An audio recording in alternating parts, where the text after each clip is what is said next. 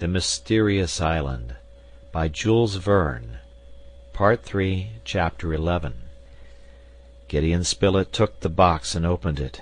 It contained nearly 200 grains of a white powder, a few particles of which he carried to his lips. The extreme bitterness of the substance precluded all doubt.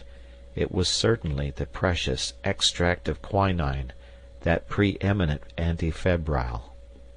This powder must be administered to Herbert without delay. How it came there might be discussed later. "Some coffee," said Spilett. In a few moments Ned brought a cup of the warm infusion. Gideon Spilett threw into it about 18 grains of quinine, and they succeeded in making Herbert drink the mixture. There was still time, for the third attack of the malignant fever had not yet shown itself. How they longed to be able to add that it would not return. Besides, it must be remarked, the hopes of all had now revived. The mysterious influence had been again exerted, and in a critical moment when they had despaired of it. In a few hours, Herbert was much calmer. The colonists could now discuss this incident. The intervention of the stranger was more evident than ever. But how had he been able to penetrate during the night into Granite House? It was inexplicable, and in truth, the proceedings of the genius of the island were not less mysterious than was that genius himself. During this day the sulfate of quinine was administered to Herbert every 3 hours. The next day some improvement in Herbert's condition was apparent. Certainly he was not out of danger, intermittent fevers being subject to frequent and dangerous relapses, but the most assiduous care was bestowed on him. And besides, the specific was at hand, nor, doubtless, was he who had brought it far distant. And the hearts of all were animated by returning hope. This hope was not disappointed. 10 days after, on the 20th of December, Herbert's convalescence commenced. He was still weak, and strict diet had been imposed upon him, but no access of fever supervened. And then the poor boy submitted with such docility to all the prescriptions ordered him. He longed so to get well. Pencroft was as a man who had been drawn up from the bottom of an abyss. Fits of joy approaching delirium seized him. When the time for the third attack had passed by, he nearly suffocated the reporter in his embrace. Since then he always called him Dr. Spilett. The real doctor, however, remained undiscovered. "We will find him," repeated the sailor. Certainly this man, whoever he was, might expect a somewhat too energetic embrace from the worthy Pencroft. The month of December ended, and with it the year 1867. During which the colonists of Lincoln Island had of late been so severely tried. They commenced the year 1868 with magnificent weather, great heat, and a tropical temperature, delightfully cooled by the sea breeze. Herbert's recovery progressed, and from his bed, placed near one of the windows of Granite House, he could inhale the fresh air charged with ozone, which could not fail to restore his health. His appetite returned, and what numberless delicate, savory little dishes Ned prepared for him. "It is enough to make one wish to have a fever oneself," said Pencroft. During all this time the convicts did not once appear in the vicinity of Granite House. There was no news of Ayrton, and though the engineer and Herbert still had some hopes of finding him again, their companions did not doubt but that the unfortunate man had perished. However, this uncertainty could not last, and when once the lad should have recovered, the expedition, the result of which must be so important, would be undertaken. But they would have to wait a month perhaps, for all the strength of the colony must be put into requisition to obtain satisfaction from the convicts. However, Herbert's convalescence progressed rapidly.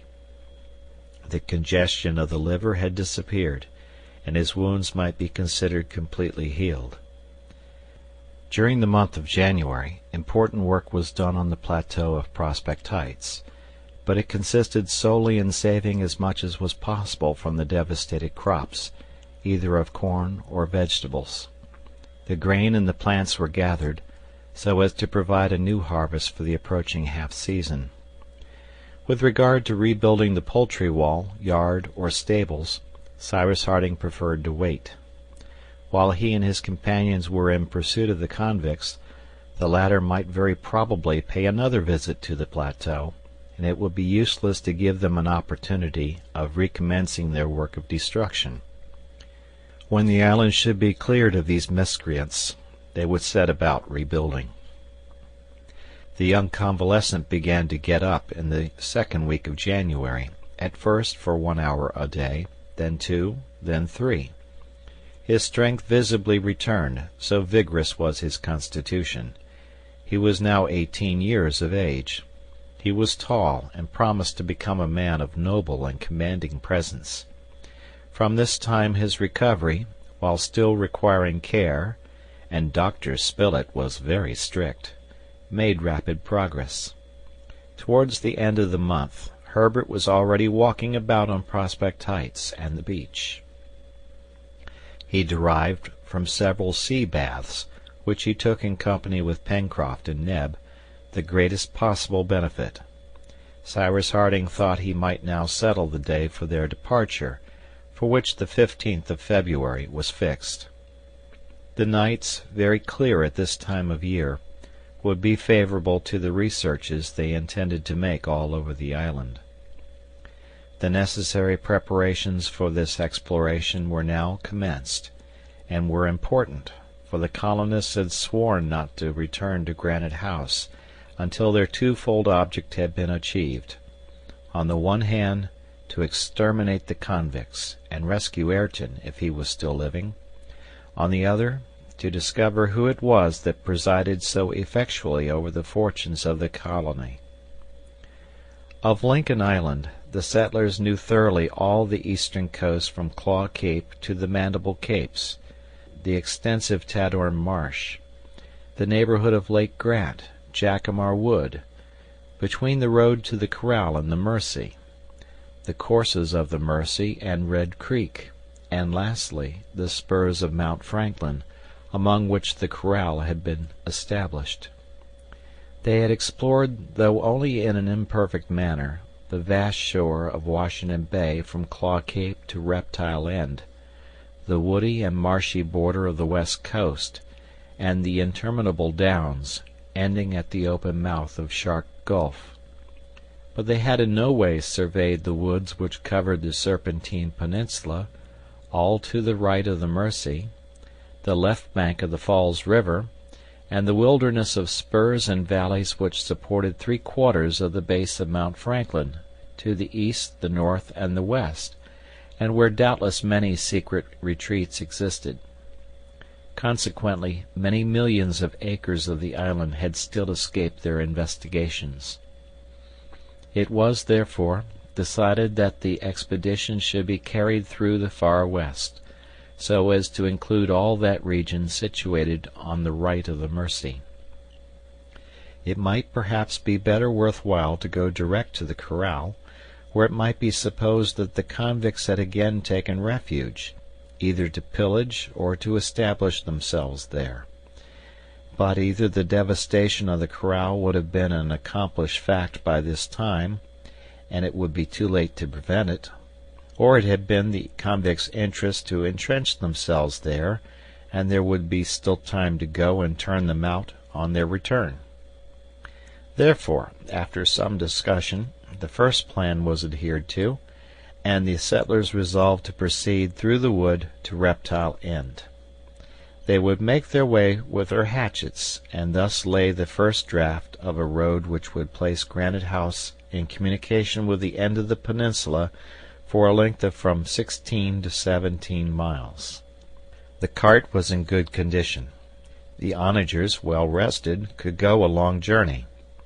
Provisions, camp effects, a portable stove, and various utensils were packed in the cart, as also weapons and ammunition, carefully chosen from the now complete arsenal of Granite House. But it was necessary to remember that the convicts were, perhaps, roaming about the woods, and that in the midst of these thick forests a shot might quickly be fired and received. It was therefore resolved that the little band of settlers should remain together and not separate under any pretext whatever. It was also decided that no one should remain at Granite House. Top and Jup themselves were to accompany the expedition, the inaccessible dwelling needing no guard. The 14th of February, eve of the departure, was consecrated entirely to repose, and thanksgiving addressed by the colonists to the Creator. A place in the cart was reserved for Herbert, who, though thoroughly convalescent, was still a little weak. The next morning, at daybreak, Cyrus Harding took the necessary measures to protect Granite House from any invasion. The ladders, which were formerly used for the ascent, were brought to the chimneys and buried deep in the sand, so that they might be available on the return of the colonists, for the machinery of the lift had been taken to pieces, and nothing of the apparatus remained. Pencroft stayed the last in Granite House in order to finish this work, and he then lowered himself down by means of a double rope held below, and which, when once hauled down, left no communication between the upper landing and the beach. The weather was magnificent.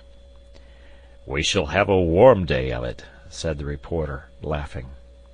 "Pooh, Dr. Spilett," answered Pencroft. "We shall walk under the shade of the trees and shan't even see the sun." "Forward," said the engineer. The cart was waiting on the beach before the chimneys. The reporter made Herbert take his place in it during the first hours at least of the journey, and the lad was obliged to submit to his doctor's orders. Neb placed himself at the onagers' heads. Cyrus Harding, the reporter, and the sailor walked in front. Top bounded joyfully along. Herbert offered a seat in his vehicle to Jup, who accepted it without ceremony. The moment for departure had arrived, and the little band set out. The cart first turned the angle of the mouth of the Mercy, then, having ascended the left bank for a mile, crossed the bridge, at the other side of which commenced the road to Port Balloon, and there the explorers, leaving this road on their left, entered the cover of the immense woods which formed the region of the far west.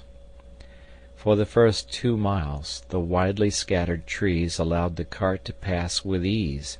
From time to time it became necessary to cut away a few creepers and bushes, but no serious obstacle impeded the progress of the colonists. The thick foliage of the trees threw a grateful shade on the ground.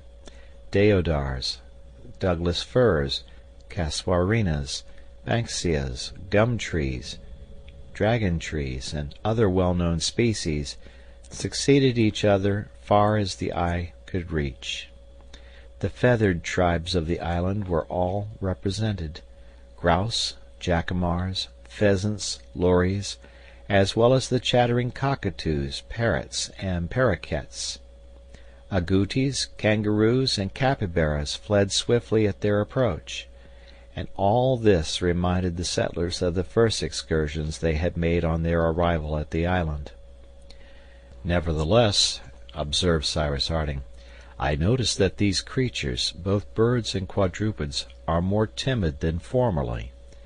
These woods have therefore been recently traversed by the convicts, and we shall certainly find some traces of them." And in fact, in several places they could distinguish traces, more or less recent, of the passage of a band of men. Here branches broken off the trees, perhaps to mark out the way; there the ashes of a fire, and footprints in clayey spots, but nothing which appeared to belong to a settled encampment. The engineer had recommended his companions to refrain from hunting. The reports of the firearms might give the alarm to the convicts, who were perhaps roaming through the forest. Moreover, the hunters would necessarily ramble some distance from the cart, which it was dangerous to leave unguarded. In the after part of the day, when about 6 miles from Granite House, their progress became much more difficult. In order to make their way through some thickets, they were obliged to cut down trees. Before entering such places, Harding was careful to send in Top and Jup, who faithfully accomplished their commission, and when the dog and orang returned without giving any warning, there was evidently nothing to fear, either from convicts or wild beasts, two varieties of the animal kingdom whose ferocious instincts placed them on the same level. On the evening of the first day, the colonists encamped about 9 miles from Granite House, on the border of a little stream falling into the Mersey, and of the existence of which they had till then been ignorant. It evidently, however, belonged to the hydrographical system to which the soil owed its astonishing fertility. The settlers made a hearty meal, for their appetites were sharpened, and measures were then taken that the night might be passed in safety. If the engineer had had only to deal with wild beasts, jaguars or others, he would have simply lighted fires all around his camp, which would have sufficed for its defense, but the convicts would be rather attracted than terrified by the flames, and it was, therefore, better to be surrounded by the profound darkness of night. The watch was, however, carefully organized. 2 of the settlers were to watch together, and every 2 hours it was agreed that they should be relieved by their comrades. And so, notwithstanding his wish to the contrary, Herbert was exempted from guard. Pencroft and Gideon Spilett in one party, the engineer and Neb in another, mounted guard in turns over the camp. The night, however, was but a few hours. The darkness was due rather to the thickness of the foliage than to the disappearance of the sun. The silence was scarcely disturbed by the howling of jaguars and the chattering of the monkeys, the latter appearing to particularly irritate Master Jup. The night passed without incident, and on the next day, the 15th of February, the journey through the forest, tedious rather than difficult, was continued. This day they could not accomplish more than 6 miles, for every moment they were obliged to cut a road with their hatchets. Like true settlers, the colonists spared the largest and most beautiful trees, which would besides have cost immense labor to fell, and the small ones only were sacrificed. But the result was that the road took a very winding direction, and lengthened itself by numerous detours. During the day, Herbert discovered several new specimens not before met with in the island, such as the tree fern, with its leaves spread out like the waters of a fountain, locust trees, on the long pods of which the onagers browsed greedily, and which supplied a sweet pulp of excellent flavor. There, too, the colonists again found groups of magnificent quarries, their cylindrical trunks, crowned by a cone of verdure, rising to a height of 200 feet. These were the tree kings of New Zealand, as celebrated as the cedars of Lebanon. As to the fauna, there was no addition to those species already known to the hunters. However, they saw, though unable to get near them, a couple of those large birds peculiar to Australia, a sort of cassowary, called emu, 5 feet in height, and with brown plumage, which belonged to the tribe of waders. Top darted after them as fast as his 4 legs could carry him, but the emus distanced him with ease, so prodigious was their speed. As to the traces left by the convicts, a few more were discovered. Some footprints found near an apparently recently extinguished fire were attentively examined by the settlers. By measuring them one after the other, according to their length and breadth, the marks of 5 men's feet were easily distinguished. The 5 convicts had evidently camped on this spot, But, and this was the object of so minute an examination, a sixth footprint could not be discovered, which in that case would have been that of Ayrton. "Ayrton was not with them," said Herbert. "No," answered Pencroft, "and if he was not with them, it was because the wretches had already murdered him. But then these rascals have not a den to which they may be tracked like tigers." "No," said the reporter, "it is more probable that they wander at random, and it is their interest to rove about until the time when they will be masters of the island." "The masters of the island!" exclaimed the sailor. "The masters of the island!" he repeated, and his voice was choked, as if his throat was seized in an iron grasp.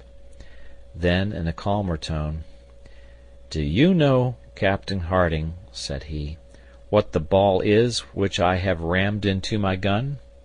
"No, Pencroft." "It is the ball that went through Herbert's chest, and I promise you it won't miss its mark." But this just retaliation would not bring Ayrton back to life, and from the examination of the footprints left in the ground, they must, alas, conclude that all hopes of ever seeing him again must be abandoned. That evening they encamped 14 miles from Granite House, and Cyrus Harding calculated that they could not be more than 5 miles from Reptile Point. And indeed, the next day the extremity of the peninsula was reached, and the whole length of the forest had been traversed, but there was nothing to indicate the retreat in which the convicts had taken refuge, nor that, no less secret, which sheltered the mysterious unknown. End of chapter.